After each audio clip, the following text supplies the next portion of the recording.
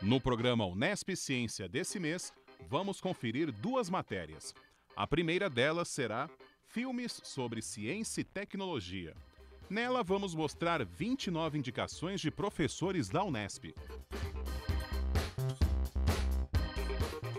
A segunda matéria é o pontapé inicial contra a malária.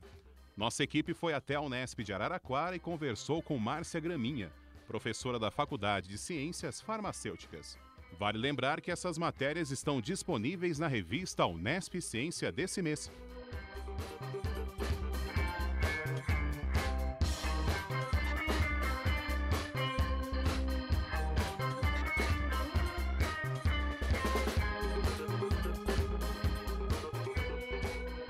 Lá você também encontra conteúdo sobre arte, cultura, economia, cinema, pesquisa, política externa, leitura e artigos com temas variados.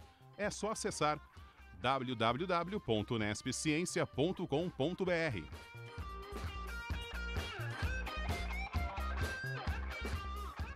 Para saber mais de ciência e tecnologia, confira agora as indicações dos professores da Unesp, que, inspirados por uma matéria da revista Exame, comentam sobre obras cinematográficas indispensáveis para quem quer entender mais sobre o universo tecnológico.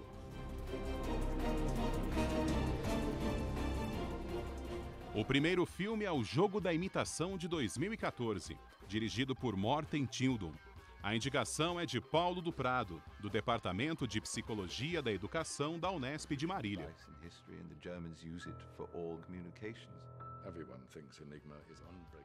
Sobre o filme, Paulo diz: belíssimo em todos os aspectos.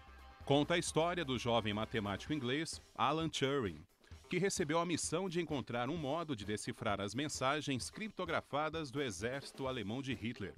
Sua contribuição para a humanidade foi simplesmente incomensurável, pois seu trabalho foi responsável por antecipar em cerca de 2 anos o fim da Segunda Guerra Mundial, poupando dezenas de milhares de vidas. No entanto, o destino que reservara à sua pátria-mãe não lhe fez jus.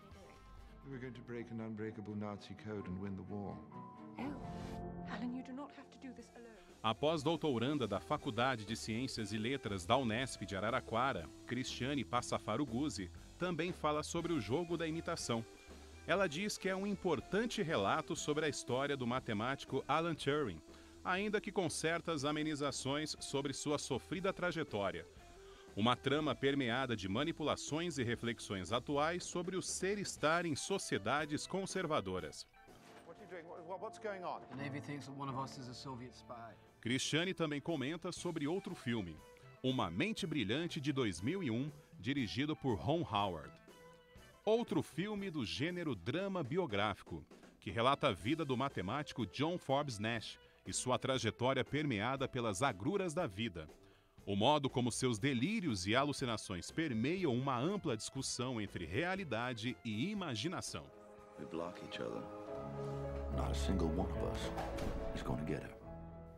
Outra indicação de Cristiane é A Teoria de Tudo, de 2014, dirigido por James Marsh. Ela diz que, além de contar a trajetória do físico Stephen Hawking, temos um filme que mescla os limites e deslimites de uma mente que sempre buscou compreender a vida por meio do impacto da ciência. Para encerrar suas indicações, a pós-doutoranda Cristiane fala sobre Brilho Eterno de uma Mente Sem Lembranças, de 2004, dirigido por Michel Gondry. Ela diz: do gênero drama-romance, mas perpassando a ficção científica, eis um belo retrato das relações humanas sem idealizações, mas sim um delinear dos relacionamentos que não se deixam sucumbir pelas garras da mentira ou da manipulação antinaturalista, tão recorrente em filmes do gênero. A ciência aqui entra como personagem na construção possível de um relacionamento com determinadas marcas apagadas para a consolidação de tal visão amorosa, nua e crua.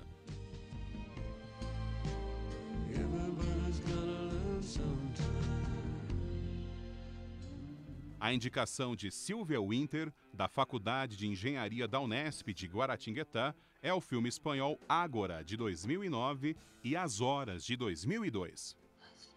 Mrs. Dalloway said bet you would buy the flowers herself. Sally, I think I'll buy the flowers myself. João Eduardo Hidalgo, professor da Unesp em Bauru, mestre em literatura e doutor em cinema pela USP, indica 2 filmes.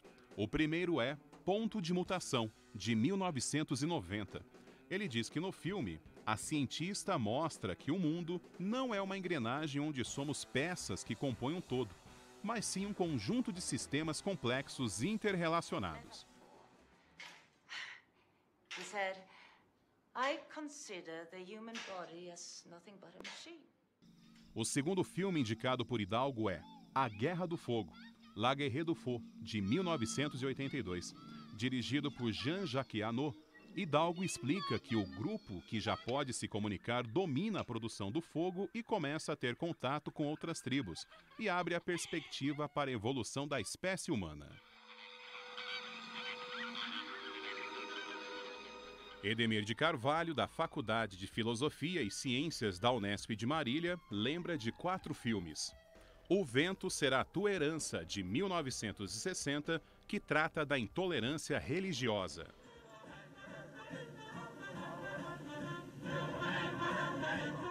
O Óleo de Lorenzo, de 1992, que relata o drama de uma doença degenerativa neurológica.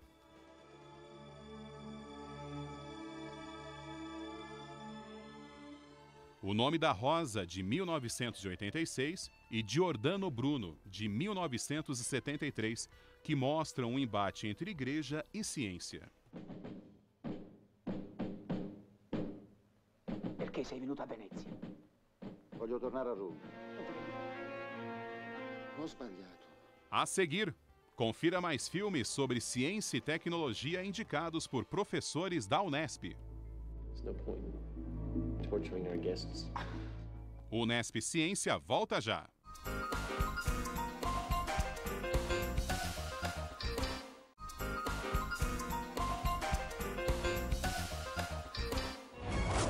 The books. Both scientific. A matéria de capa da revista Unesp Ciência desse mês fala de filmes sobre ciência e tecnologia. Professores da Unesp participaram dando dicas. Vamos conferir outras indicações. Atacaram laboratórios de inteligência artificial. Claudemilson dos Santos, professor da Faculdade de Ciências e Tecnologia da Unesp de Presidente Prudente, indica 2001, Uma Odisseia no Espaço, de Stanley Kubrick, de 1968. Ele diz que o filme conta de forma muito interessante o modo de vida dos ancestrais do homem e fatos que demonstram a evolução. Também representa de forma magistral alguns princípios de física, como a ausência de gravidade e propagação do som.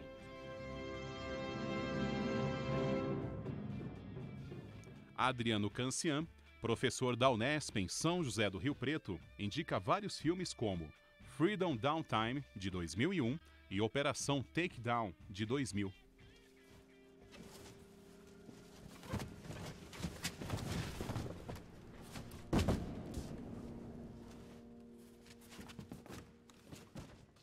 The History of Karl Koch, de 1998. O filme conta a história do hacker alemão Karl Koch. O professor diz que Koch atuava juntamente com Marcus Hess, cuja história verdadeira também foi contada no também recomendado livro de Cuckoo's Egg, de Clifford Stoll. Karl, ich würde dir gerne jemanden vorstellen. Das ist Lupo. Lupo, das ist Karl. Outra indicação do professor Cancian é Enigma, de 2001. Ele explica que o filme se passa em Bletchley Park, instalação secreta britânica dedicada à guerra de códigos durante a Segunda Grande Guerra. There are complications. Sorry to have been so long. I've never come across this before. Cancian também indica Triumph of the Nerds, de 1996, e diz: é um documentário feito para a TV, em 3 episódios, que conta de forma bem-humorada a história do surgimento da indústria dos computadores pessoais desde o início da década de 1970. Traz entrevistas com pessoas que revolucionaram a história da indústria dos computadores. Os 3 episódios foram juntados num DVD. and it was just like a Bible to me. I mean, all these things that... Outra indicação de Cancian é Pirates of Silicon Valley, de 1999. O filme traz à tona as personalidades dos fundadores da Microsoft, Bill Gates, e da Apple, Steve Jobs e Steve Wozniak. You know, IBM, they're going to want all our stuff. Cancian também destaca War Games, de 1983.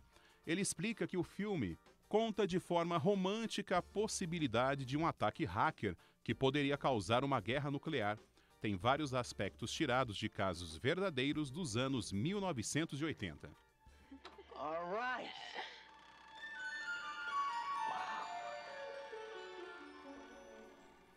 Transcendence, de 2014, também é lembrado. Cancian diz que tem muitos aspectos de pesquisas reais sobre inteligências artificiais e nanomáquinas e leva a uma reflexão sobre os riscos de se criar uma inteligência artificial. Seja lá o que ele for, está construindo um exército. Ex Machina, de 2015, de acordo com Cancian, traz vários aspectos que estão sendo pesquisados e leva a uma reflexão sobre a inteligência artificial.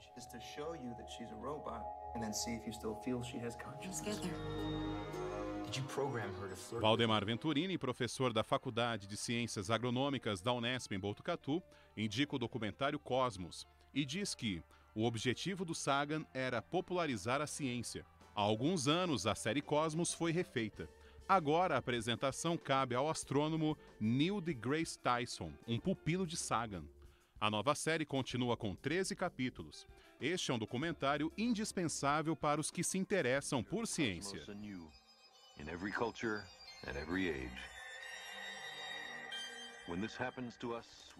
Fernanda Mani, do Laboratório de Bioquímica Clínica e Minerais do Departamento de Química e Bioquímica do Instituto de Biociências da Unesp em Botucatu, vem com Decisões Extremas, de 2010.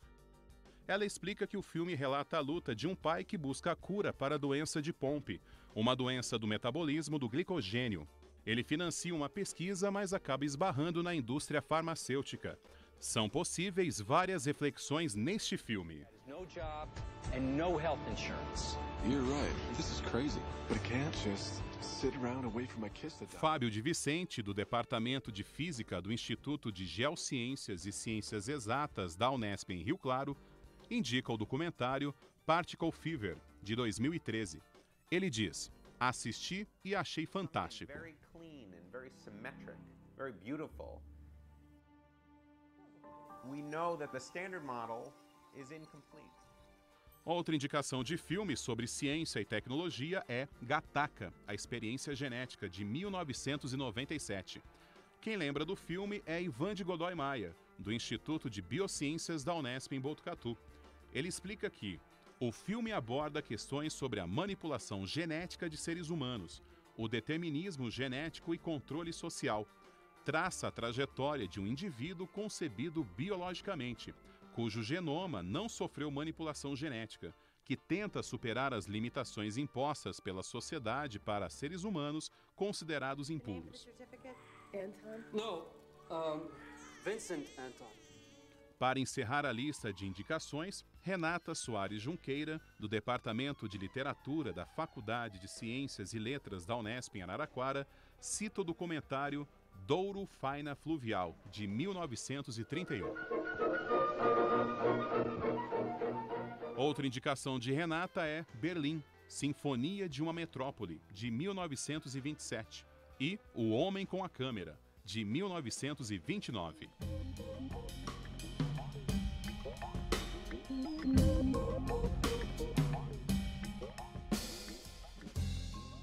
Ela explica que trata-se de um caso ímpar de focalização do elemento humano no contexto da modernidade industrial. Sendo um filme que versa sobre moderna tecnologia, é sobretudo um grande filme humanista. Um dos melhores filmes humanistas que já vi, conclui Renata Soares.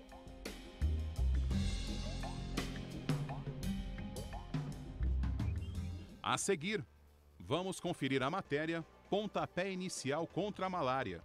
Nossa equipe foi até Araraquara conversar com Márcia Graminha, professora da Faculdade de Ciências Farmacêuticas. A malária, ela comete, em termos mundiais, cerca de 120 milhões de pessoas no mundo. Unesp Ciência volta já.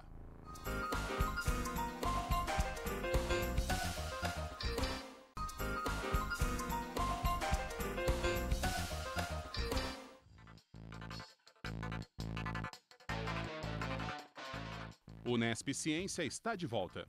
Agora vamos conferir a matéria com Márcia Graminha, professora da Faculdade de Ciências Farmacêuticas da Unesp de Araraquara. Ela fala sobre os avanços na pesquisa contra a malária e a importância de investimentos na ciência para novas descobertas.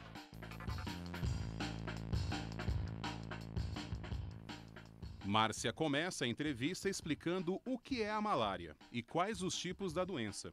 Em seguida, explica quais os locais mais atingidos pela malária e os sintomas que ela causa. Malária é uma doença causada por espécies de parasito do gênero Plasmodium. Nós temos 4 espécies que causam a malária no mundo: Plasmodium falciparum, Plasmodium vivax, Plasmodium malariae e Plasmodium ovale. Os 3 primeiros, falciparum, o vivax e o malariae, eles estão aqui no território brasileiro. E os outros 4, os 3 mais o ovale, estão na África também. Bom, essa parasitose, ela afeta no Brasil a região norte, principalmente os estados da região amazônica. E essa doença atinge 90% da população, ela desenvolve a malária em função de estar parasitado pelo Plasmodium vivax e os outros 10% pelo Plasmodium falciparum. Essas pessoas que estão infectadas pelo Plasmodium falciparum, elas podem desenvolver uma doença que pode levá-las ao óbito. Geralmente a malária, ela causa um quadro febril, mas quando ela sofre essa malária, que a gente chama de malária grave, causada por falciparum, elas podem vir a óbito porque há um comprometimento do cérebro, do fígado, dos rins. Então, essa doença, ela precisa ser rapidamente diagnosticada para o correto tratamento. Os números da malária no mundo são críticos. A malária, ela comete, em termos mundiais, cerca de 120 milhões de pessoas no mundo. E um dado muito triste é que a cada 1 minuto uma criança morre por malária. E nós temos também um dado muito importante, que nós temos 1,4 bilhões de pessoas que podem contrair a doença porque elas vivem numa região onde nós temos um mosquito. Lembrando que a malária, ela é transmitida por um mosquito chamado Anófelis.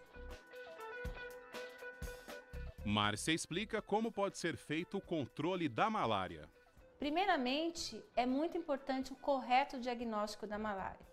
Em regiões endêmicas, ou seja, naquelas regiões que nós sabemos que o parasito circula e nós temos também o inseto, que nós chamamos de inseto vetor, nós precisamos, todos os pacientes que apresentam febre, eles são considerados no primeiro momento como portadores da malária.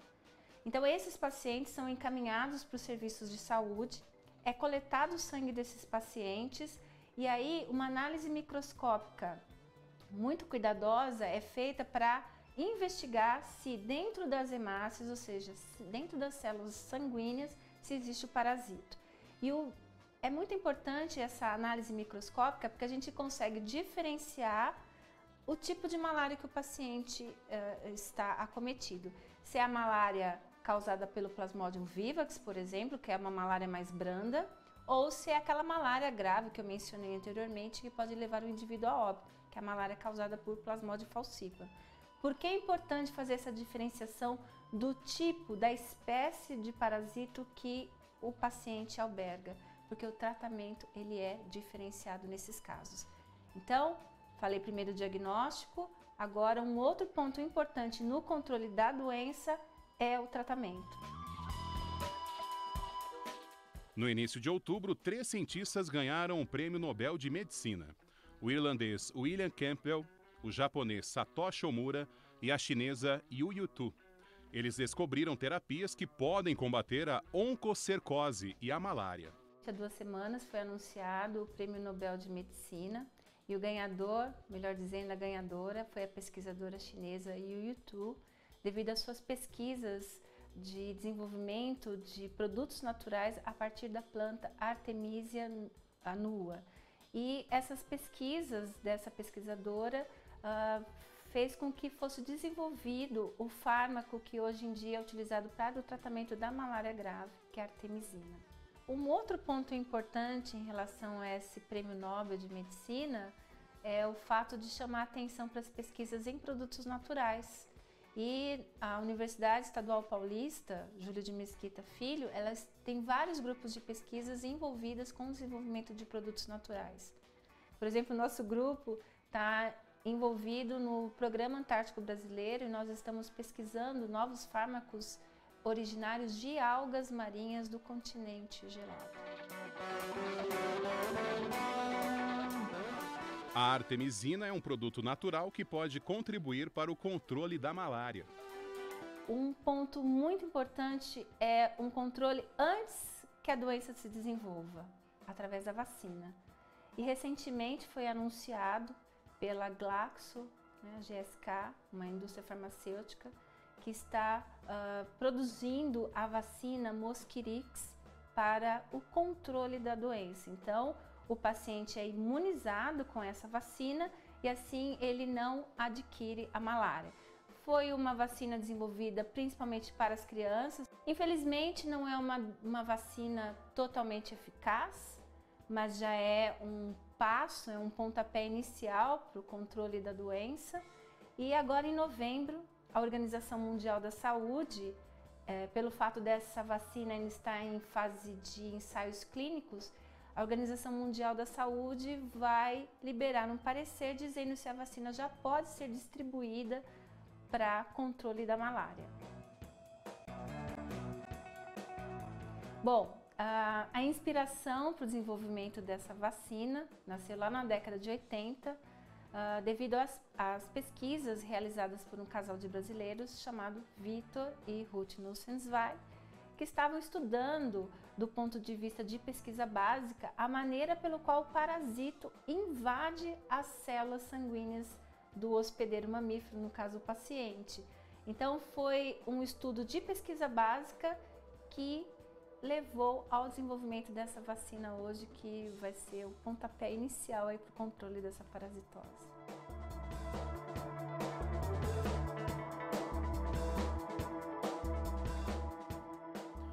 Mas mesmo com um cenário promissor, falar na erradicação da malária, infelizmente, ainda não é uma realidade.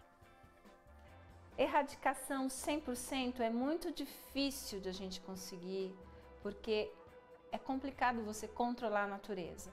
Mas com novos diagnósticos, então, desenvolvimento de novas técnicas diagnósticas, novos tratamentos e a melhora dessa vacina, isso a gente vai conseguir controlar um pouco mais a parasitose.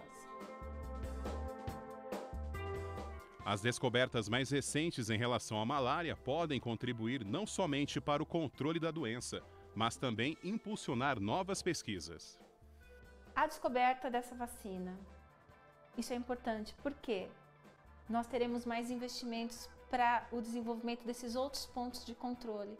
Então, esse é um pontapé inicial para que a gente possa melhorar aí a questão do controle da malária, e não só da malária, mas de outras doenças ditas negligenciadas que estão acometendo populações humanas, como é o caso de outras parasitoses, como as leishmanioses, por exemplo, que é o objeto de estudo do nosso grupo de pesquisa. Então, nosso grupo de pesquisa está envolvido no desenvolvimento de novos fármacos para o combate dessa outra doença negligenciada. Então, novos investimentos, novas pesquisas, quem sabe no futuro novos fármacos para tratamento de outras parasitoses. O programa desse mês fica por aqui, mas você pode ler todas as matérias da revista Unesp Ciência no site www.unespciencia.com.br. Até a próxima!